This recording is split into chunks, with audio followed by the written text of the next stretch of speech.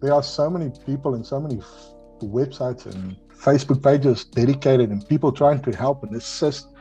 If it wasn't for that, we'll never get here. I don't even know how the first people that climbed on a boat got here. I have no idea how they did it. A little handprint, put it on the Oh, fridge. sweet. Yeah, that's fantastic. So I Yeah. think in 20 years that we lived in Johannesburg, we bought up houses, sold them, fixed them up, sold them. I maybe knew one of my neighbors. We've made more friends in Adelaide since we've been here than I've did in the last 20 years in Johannesburg. So I Amazing. think for that fact alone, that's why we love it up here. You've got to be open to it as well. Mm. We tend to be recluse type people, stick with your own kind. I don't want to get involved, that kind of thing. But yeah, it's a little bit different. If you're open for the new experience, it will come to you. So Yeah, that's amazing. Adelaide itself is very nice. The weather is fantastic. Lots of things to do, and most things are free. I'm Dr. Chamonix Blanche, ex-corporate and academical, turned CEO and board member of several companies, and mother of 4 little extraordinary kids. But it wasn't that long ago that I lacked the confidence, the know-how, and the time to focus on designing and really going after the life that I so wanted to live. A life of freedom, of fairness, and of being fair dinkum to who I really was and what I wanted to get out of this fleeting time that we have on Mother Earth. Fast forward to many lessons learned and moving halfway around the world to the most amazing country, you'll see the life that I now live. One that gives me more safety and freedom than I ever thought would be possible, and that really only existed as a daydream while I was living in South Africa. I created Chamonix TV to give you true spot advice on how you can also live a life in this amazing country, and so that you can see how another couple like us now live in Australia with 4 little kids here in Down Under. And I'll be providing you with step-by-step strategies so that you can make your Aussie dream a reality too. If you're a keen future Aussie who's looking to create a life that excites you and offers you safety, freedom, and opportunity, you have come to the right place, my friend. Welcome aboard.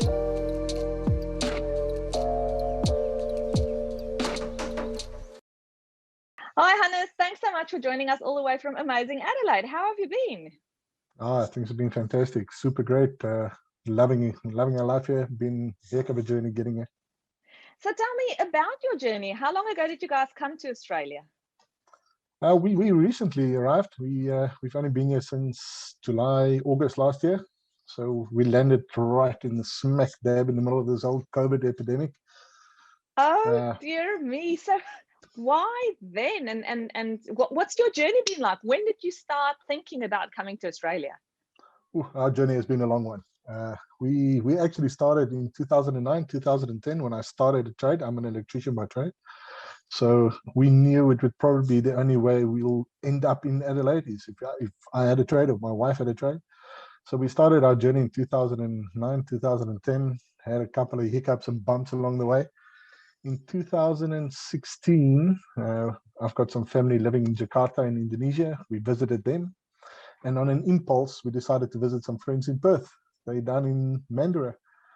And we loved what we saw. We actually went to see an agent while we were in Perth. And so we started our journey in 2016. Wow. So you started applying in 2016 or getting your documents ready? Getting all the documents ready. It is a very, very long. Our case was a little bit unique. We can touch on that just now.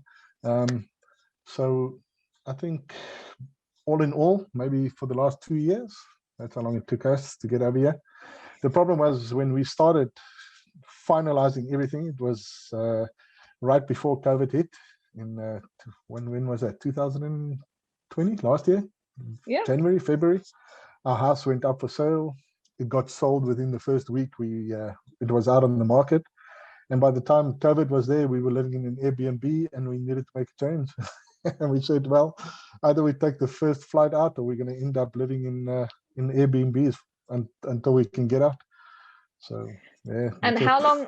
I know there were a lot of people who struggled to get out of South Africa with the flights. So how did the flights work for you guys? Was it easy to get a flight? No. You ended up registering at the embassy in Pretoria.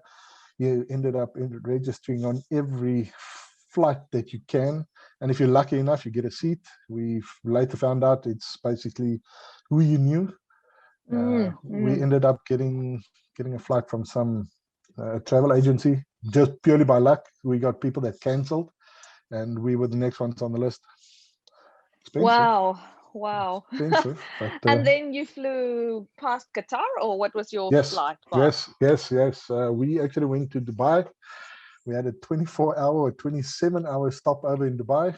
We had to lie on those uncomfortable chairs in the lounge.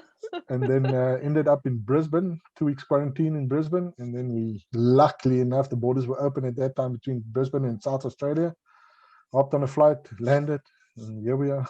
Oh, goody, yes, because it's one thing to get into Australia, and then it's a whole different thing to get from the one state to the other state, as you say, depending on what's happening with quarantine at any point in time.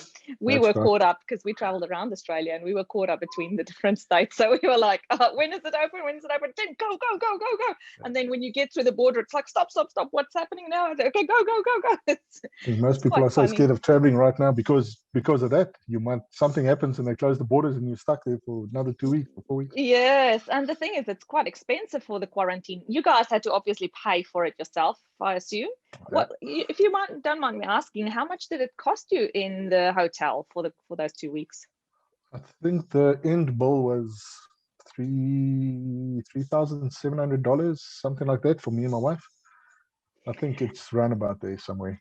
And it's 100% sure. One standard hotel room, and that's it. Like. No, it's definitely nothing fancy. It's a hotel room with a double bed and a TV. We were lucky enough. We had a nice view of Southport or South something in Brisbane. Yes. So we can see that. You get your meals delivered to you 3 times a day in a little brown paper bag. Makes you feel extremely bad, like you're contagious the whole time. They tested us, I think, 3 times while we were in there, on the first day or the second day, 7th day, 13th day, or something like that. Not 100%. So they come into your room with their personal protection outfits on. Yeah, that's right. And then they say, "Open your mouth." Yeah, all the way in the back. And there you go. Actually, first time was in the nose. Second time was in the throat. Okay, so different testing. So was that the only time you actually had people in your room? Was when those people came to swab you? Nobody else? No, never. At that time there was still some. I think they were using the military guys to patrol the floors. So there was a military person stationed on the floor somewhere, and he just basically walked up and down, make sure people were staying in their rooms. But the only time you open up the door is when to see if somebody delivered something, your washing or your new meal and water or something like that. And obviously, as you said, you had to pay for everything. So you had to pay for the washing to be done, for the meals to be delivered. And do they give you like a list of things to choose from, which shops you would like to be ordering from? No. They have a set menu, and if you don't like sushi, you will get sushi twice a week. If you don't like beef cheeks, first time we ate them, that's how it works. Oh wow! It's not. I make it sound very bad. The food was actually fantastic. We cannot complain about it. It was plenty. It was enough. If you're a bit of a picky eater like me, you're gonna suffer. There's no two ways about it. But we were lucky enough. We knew some people up in Brisbane, and they delivered a care package for us, so we can with a SIM card, which is very important because you can't order anything from Woolies online or nothing without a phone or a registration. Oh, okay. So they were nice enough, dropped off a couple of bottles of wine, which we loved, and just some cookies and chippies and stuff like that. Some South African goodies as well, or not? No. Everything Australian. Our suitcases were still packed full of South African goodies. We just arrived. Of course, yes. So tell me about your actual visa application. You mentioned that you have a unique situation, and as an electrician, obviously, it should be relatively straightforward for you to apply to come into Australia. And what was that process for you like? The electrician part was not so bad. You basically have to requalify. You have to have your skills assessed. At the moment in South Africa, there's only one test center that's down in Cape Town. You have to do it through BetAssess. So you do a practical test, basically the same as the qualified at Fontaine or those places for the electrician guys that know. it's not as tough. If you're not on the tools anymore, yes, it's a little bit challenging. But overall, it's really not that bad. It becomes a little bit expensive because you have to go to Cape Town, you have to book a flight, you have to book the training, and the training apparently is very, very expensive at the moment. I think the prices have gone up 30, 35 or 37%, if I see from some of the websites. Wow. Yes, yes. I think when I did it, it was 24,000 Rand or something like that. And if I have to convert it now, I think the price went up to 42,000 or 47,000. Oh, so I wow. see some of the guys, well, they're not doing it at the moment. They've stopped everything, but it's become a little bit expensive. So for the trade part, that's all good. If you pass stage 1 and pass stage 2, that's it. We used an agent when we came over. All their documentation went to them. And it's just another process, another step in the process, and you go along and you go along. I think what made it unique for me was in 2010, I was diagnosed with aplastic anemia, which is a form of cancer. So that put a stop on everything immediately. Yeah, I can imagine. How did you get into Australia? Because obviously, as you mentioned, tell us about it. That's a tricky one. So I went for the first treatment in 2010. I don't know, I can't even remember what they call it, some rabbit or horse steroid or something they inject you with. And then in 2012, I had an operation for melanoma, which is another form of cancer, which was bad as well. And then, and that went on for about 2 years or 3 years. And in 2014, basically at the end of 2014, I had a lapse. But I knew, my hematologist told me, I would always need a bone marrow, what's called a bone marrow transplant as a treatment. In 2015, I was lucky enough to receive a bone marrow transplant. I had what's called a haplo transplant. My sister was my donor, one of my sisters. And that's it. Everything, touch wood, everything went well from there onwards. But the tricky situation comes in, I needed to be clean for 5 years before we can apply for a visa. And we were right on the border. Me and my wife, we are 3 days apart. We're both 46 at the moment. We were 44 or 43 when we applied. And it was right on the border for our age. Otherwise, you can't apply. You can't get into Australia anymore. So you had to wait out the 5 years and then still apply in time so that you're not too old. That is right. That is right. Wow. Talk about organizing it like literally to the date. That's right. That's right. So when we applied, it wasn't a fully 5 years. I was 4 years and a couple of months. We went to see a panel doctor, which eventually these cases get thrown to a list of panel doctors, and it goes on a case-by-case basis. So in my case, my prognosis was very well. At 100%, what they call 100% chimerism or something like that, which means the treatment was all good. There's not a chance of a relapse, touch wood, and all was good. So when we went to see an ex-panel doctor, and he advised us and told us, listen, buddy, your prognosis is good, just go for it. You're wasting time by not doing it. So we went for it. We were lucky. We got in. And it was one of the questions. There are so many people and so many websites and Facebook pages dedicated and people trying to help and assist. If it wasn't for that, we'll never get here. I don't even know how the first people that climbed on a boat got here. I have no idea how they did it.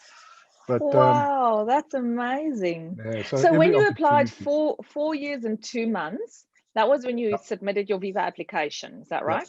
That's right. Yeah. And then they came back to you about how long after that? How long did that first waiting period for you take, more or less? Was it like a quick turnaround, or did you wait many months before you heard anything? I think all in all, it was about 18 months, maybe 18 or 19 months in total. It's difficult to say because it goes through a different process. At stage 1, you need to do your English tests. So, and that depends on how long you take to pass, and then you need to go to the next step and the next step and the next step.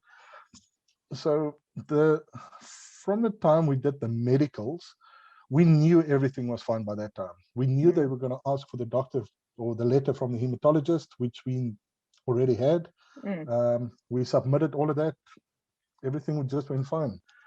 We didn't take a chance. We went through an agent. I know you can do it all by yourself. But I think if you're 20 years old and you can afford to miss another year or 2 years, we were right on the verge. We didn't want to take the chance. So we said, no, we'd rather go through an agent. We'll do it that way. And it's a good thing we did. I think so. Yeah. I think so. So you said you started in 2009 with your journey. Was that when you decided you wanted to come to Australia? Yeah. Yes. But then you were diagnosed with a cancer, or what was it that made, what happened from 2009 to 2016? Okay, you had 5 years of the cancer period that you had to wait out. Yes. There's another couple of years or so in there. So did you already had your trade at that point? So you were an electrician working as you didn't have to go and study anything extra? No. Look, I think the studying always goes, it's ongoing for in my trade, it will always be ongoing. I'm not a practicing electrician here, but because the electricity industry is changing constantly, a lot of things over here is solar. So one of the courses that I did before we came over here was a solar course, just a introductory course to start with all of that. But I didn't need to qualify anything different. Just use the time and crack up all the experience that you can, because in the end, that's what they look at. Yes, yeah, that's right.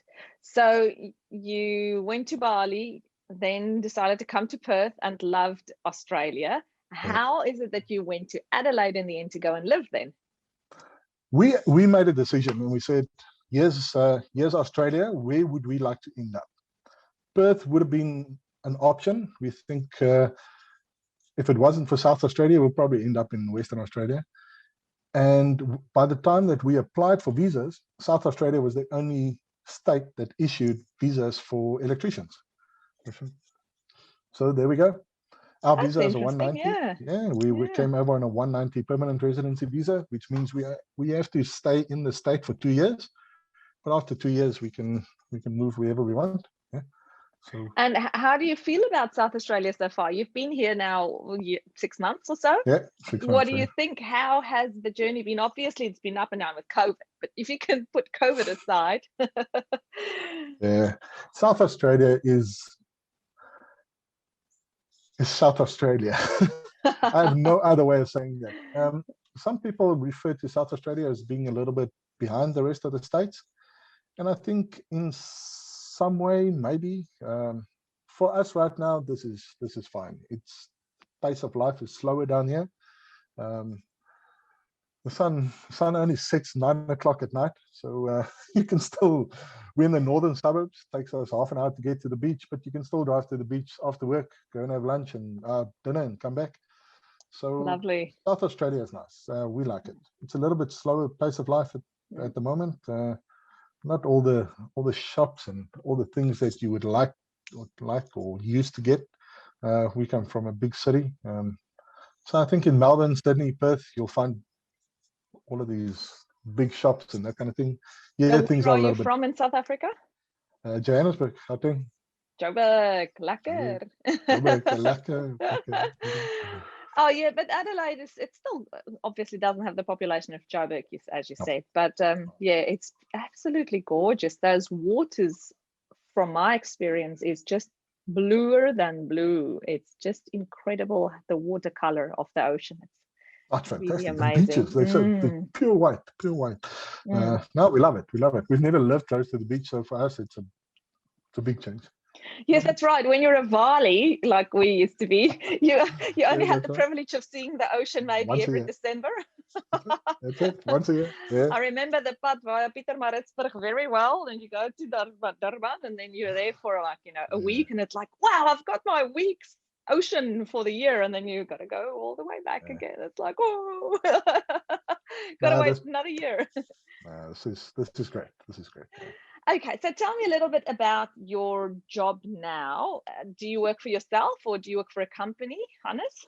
No, I was very lucky when we arrived here. I was put into contact with a lady that actually worked with me at the same company maybe 2 years ago. And she actually contacted me and said, we heard you're coming to Adelaide. And I said, yeah, we just arrived. We're sitting in quarantine.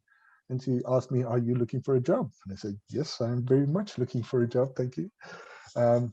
So and she's the one that arranged the work for me. I work with her. Her and her husband work at the same premises as me. We actually became quite good friends. So yeah, I'm not a practicing electrician. I work as an estimator at the moment. Same line, same company I work for. They one of the leading switchboard and switch room manufacturers. Now I'm just on the estimating side. So now I know what everything costs. Oh yes, they're quite expensive, isn't it? Pretty much, especially in Adelaide, especially in Australia. Not just Adelaide. Don't worry, I think WA is as expensive as South Australia because we're like, you know, the most isolated city in the world. Everything costs so much more to get it here. We were looking at light switches today. My husband and I wanted to replace a couple of light switches, and it's like, you know, for something that's clipsal, it's like $100 for a light switch. I'm like, oh, ouch! One light switch. I'm like, We actually have a branch in Western Australia, and we have a different rate schedule if we have to budget for or estimate something up there, because the labor rate is more expensive than South Australia. Exactly. Yes. Yeah. So in terms of cost of living and things, how have you guys found your feet? Did you end up getting a place to rent quickly? Because that's something that people struggle with sometimes as well, the South Africans. Yeah. The big thing is trying to get used to it. You know, everybody says Australia is the same as South Africa. Yes, it is. We have the same, it's the same but different. Yes, you can rent property here, but there's a whole different way of doing it over this side. In South Africa, if you see a property you want to rent, you contact the estate agent and say, okay, we like this house. Can we rent it? Yes, you can. In South Australia, things are a little bit different. You go and you fill in a form and you apply, and they will tell you if they want to rent it to you or not. If you have a cat or a dog, you have to submit a resume for your cat or your dog. Yeah, it's all different. It's all different. It's all good. It's all good. Just different. We did find a place. When we came over, we rented an Airbnb in the south of South Adelaide, in a town called Port Nualanga. Beautiful, beautiful coastal town. We rented there for a month. I was lucky enough to find work, obviously. We landed the first week that we got here. I started working. And the place that I'm working on is in the north of Adelaide. So we ended up in the northern suburbs of Adelaide. So, and we're still renting up here, trying to buy a property at the moment, which is hair-raising to say the least, because the demand is very, very high at the moment. And I am still doing that transfer between rands and dollars, which is a killer for any deal. It is, yes. It's a killer for any deal. You know, if I could afford a 6 or 7 million rand home in South Africa, maybe I wouldn't have left. And now, you know, you want to buy a place, it's $400,000, $600,000, $700,000. Yeah, that's not extravagant. That's pretty, sorry, just to let our viewers know, that's pretty like stock standard. That's like a normal 4x2. There's no fanciness in that. No. Wow. And the buildings, the homes are a little bit different here. It's the same but different. It's still a house, still has a bedroom and a bathroom. The layout is funny. You walk into the house and the first room on the left is normally your main bedroom. Yeah, exactly right. It's like they've got it the wrong way around, eh? Yeah. But I think your outlook changes a little bit. Yeah, you know, we came over here. We said we don't want to spend our time mowing the lawn, doing things like that. We want to get out. We want to explore. We want to see the city, do a little bit more things. So I think the place that we'll end up buying is a little bit smaller, a little bit different, less maintenance, maybe a bit of fake lawn. I know the guys in South Africa will go, yeah. I hear it's all about the less the maintenance, the better. That's it. Because you got to do it yourself. Well, you could employ somebody to do it, but then it's going to be more expensive than buying a really big house. Yeah. So it's you and your wife that came over. Is she working, or what's her background? No, she is. She's a test analyst. So she used to work for one of the big banks in South Africa. And when she came over here, it's a very specialized field. So I think for the first 4 months, she couldn't find employment. And she did. She's working from home at the moment. She also found work at one of the big banks over here, but it's on a contract basis. But I think in her line of her profession, most of the positions is temporary or contract based. It just gets extended year after year. Yeah, it's very common. Yeah. Yeah, and let's face it, COVID has changed the way everybody does business at the moment. So yeah, we set up at home. There's about 3 or 4 monitors around me, and that's it. So you work from home as well? Sometimes, maybe once a week or once every second week, something like that. Things are very different here. People have a different outlook on how they conduct business. They don't mind so much. In South Africa, it was a reason of, you're going to work from home. I know for a fact you will do nothing. Exactly. Here, the people trust you more to do what you say you're going to do. Very much. Yeah. And they're more orientated, and they're more result orientated. So in the end, if your work gets done, it gets done. They don't really care how it gets done. And that fact actually makes you work twice as hard, because you want to prove to them you can actually do what you say you're going to do. So exactly right. But also, if somebody trusts you, you want to give them your best. You know, if that's the kind of position that you start off with, then people trust each other. Then you try to give your best to a relationship. Where if you start somewhere and you can feel that the other person or entity or job doesn't trust you, then you are actually more likely to want to take chances and do the wrong thing. It's funny how it is. I think it creates better. So tell me, in terms of the things that you found the nicest or the best things for you so far about Australia, what do you like the most about living here? I think if I can sum it up in one word, when I was a kid growing up, I grew up in Johannesburg. We moved away there for a couple of years, and then we ended up back here, me and my wife, or back there. When I was a kid growing up, the essence of kids playing in the street, being safe, that just people enjoying life. That's basically what it is. If you walk around here, there's a lot of, we do it a lot. We go walking every night. That's what people do around here. They take their dogs for a walk. The kids are playing in the street. We don't know the neighbors next door. And the little daughter will come here and give us something she did in school today, a little handprint, put her on the fridge. Sweet. Yeah, that's fantastic. So I think in 20 years that we lived in Johannesburg, we bought up houses, sold them, fixed them up, sold them. I maybe knew one of my neighbors. We've made more friends in Adelaide since we've been here than I've did in the last 20 years in Johannesburg. So amazing. I think for that fact alone, that's why we love it up here. You've got to be open to it as well. We tend to be recluse type people, stick with your own kind. I don't want to get involved, that kind of thing. But yeah, it's a little bit different. If you're open for the new experience, it will come to you. So yeah, that's amazing. Adelaide itself is very nice. The weather is fantastic. Lots of things to do, and most things are free. You go to the art museum, it's for free. You want to climb on the train, yeah, it costs you money, but it's so clean and it works and it's on time. If you want to climb on the bus works and it's there and it's on time and it's clean and it's we like it. What's the thing that you miss the most about South Africa, except for friends and family? Yeah, I think friends, family will always be on top of the list. But to be honest with you, I miss the people. People in South Africa is a very unique bunch, and because I worked very, very close with a large variety of people, it's a very unique culture. I actually do. We miss them quite a lot. And the animals is something we miss here. We very much bush people. You could find us. We were on the bucky out in the veld, driving around looking for animals. Yeah, not so much. There's koalas and there's kangaroos. So yeah, we miss that part. There's beautiful places to walk and beautiful places to drive out, but the animals are missing. Keep on looking in the bush, and there's no kudu here, there's no rooibos, there's no impala. So yeah, we miss that. Yeah.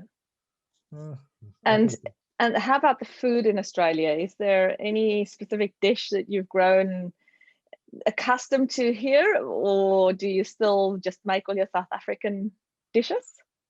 That's a difficult question to answer. We came over here and we thought, you know what, we're going to be a lot more active. I'm quite a large guy, as you can see. we're going to be a lot more active. Things are going to change. No, it didn't. Not by because what happens now is everything you buy tastes awesome. There's 200 different ice creams. There's 400 different pieces of bread. There's a bakery on every corner, which is my goal. So no, for that part, yes, we sample a lot. The food is fantastic. There's a very I'm not sure how to say it. There's a lot of different cultures here. There's Chinese, Vietnamese, Indian, and so they tend to cater for everybody. So you can go everywhere, you can buy anything you want, and it's quick. You can buy a dish here, you can buy a sample dinner here, and in the end, I think you miss making boerewors, so you end up making it yourself. Biltong, you can make it yourself. It's not a big thing. There's a lot of expats in South Africa, in Adelaide at the moment. So there's a lot of the shops that tend to cater for them as well. You can buy Mrs. Ball's chutney from Woolworths at the moment. Exactly. So, yeah. And Woolworths is like Checkers in South Africa. It's not right, Woolworths for Woolworths. It's slightly different. That's right. And obviously the people watching, our viewers, most of them in South Africa, wishing that they could have been Hannes, who is already in Australia. Yeah. What would your advice be to them if they're considering coming? Just do it. Just do it. We sat for years, and it was a question of, are we doing the right thing? Financially, this is not making sense. And there is a million reasons why not to do it. Yeah. Being here, I just so wish we could have done this 20 years ago. Everybody has got a journey to walk. Maybe we wouldn't have ended up here 20 years ago. Who knows? But once you make the commitment, stick with it. Put a date and say, by that date, I want to be out of the country, and work towards that date. Whatever happens, work towards that date. For us, we were lucky enough. We planned very well. We were lucky. It worked out the way we wanted. I guess the better you plan, the more lucky you'll get in the end. So, but for people looking and thinking about doing it, if you're really committed, just do it. Thank you so much. Wise words. And as you know, 45 is usually the cutoff date for your age.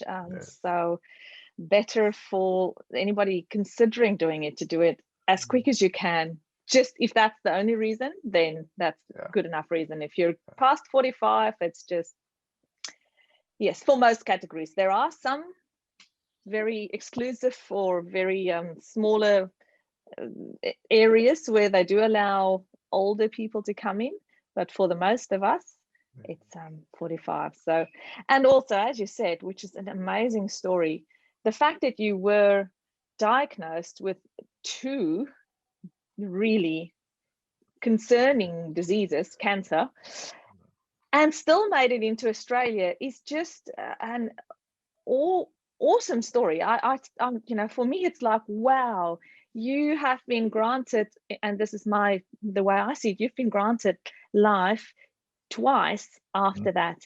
The one is when you had your clear of your cancer, and the second one was when you had your visa approved to come to Australia. So what a beautiful story. Thank you, Hannes, for sharing that with us. It's been amazing listening to you and hearing how life can just turn from adversity into something as beautiful and flourishing as what you and your wife is having in Australia. We do appreciate all your time, and we'd love to hear from you again, maybe in a year or two's time, to see how you're going. Yeah, I would love to share it again. Yeah, maybe we're in a different place. Oh, well, maybe in Perth. Maybe in Perth, who knows? No, thank you very much.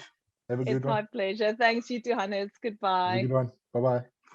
All right, so thank you so much for joining me today. If you had fun, please remember to hit that subscribe button, and then it'll make sure that you never miss a thing. I'll see you same time and same place next week. Bye for now.